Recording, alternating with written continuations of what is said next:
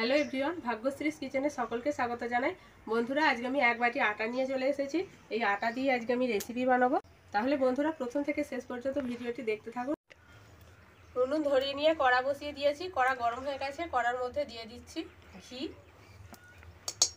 ঘি গরম হয়ে গেছে। এবারে আমি এক বাটি আটাকে ঘিয়ের মধ্যে ভেজে দিচ্ছি।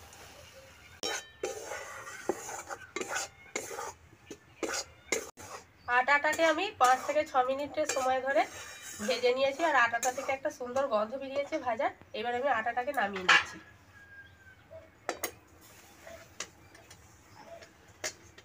হাফ বাটি আমি চিনি নিয়ে নিয়েছি। চিনিটা দিয়ে দিচ্ছি কড়ার মধ্যে। এই বাটিরই মাপ করে জল দিয়ে দিচ্ছি। চিনিটাকে আমি গলিয়ে নেওয়া অবধি এইভাবে নাড়তে থাকবো। আমি এই মোলটার মধ্যে একটু ঘি মাখিয়ে নিচ্ছি।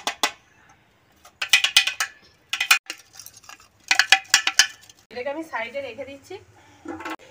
চিনিটা খুব সুন্দরভাবে রস হয়ে গেছে, একদম গলে গেছে চিনিটা। এবারে আমি এর মধ্যে ভেজে রাখা আটাটা দিয়ে দিচ্ছি। দিতে থাকছি আর এইভাবে নেড়ে নিচ্ছি, নাড়তে থাকছি। আমি অল্প একটু এর মধ্যে জল দিয়ে দিচ্ছি।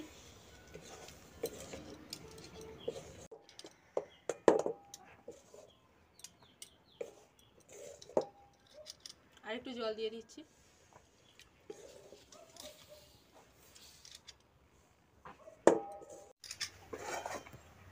একদম শুকনো শুকনো মতো হয়ে গেছে। এবার আমি এটাকে নামিয়ে নিচ্ছি।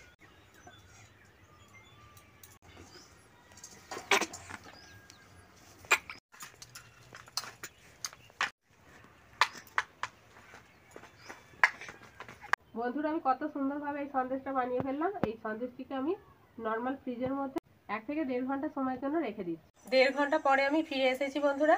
এই যে সন্দেশটা একেবারে সেট হয়ে গেছে। আর এরকম একটা থালা নিয়েছি আর এইভাবে একটু ঠুকে নিয়েছি।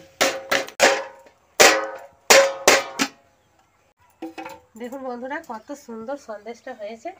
বরফির আকারে কেটে নিচ্ছি।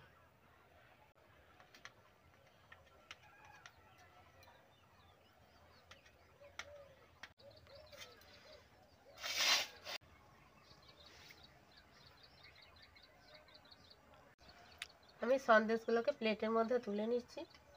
দেখুন বন্ধুরা, কত নরম হয়েছে। আমি একটা ভেঙে দেখাচ্ছি।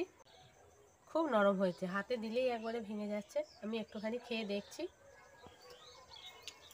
অসম্ভব ভালো খেতে হয়েছে বন্ধুরা।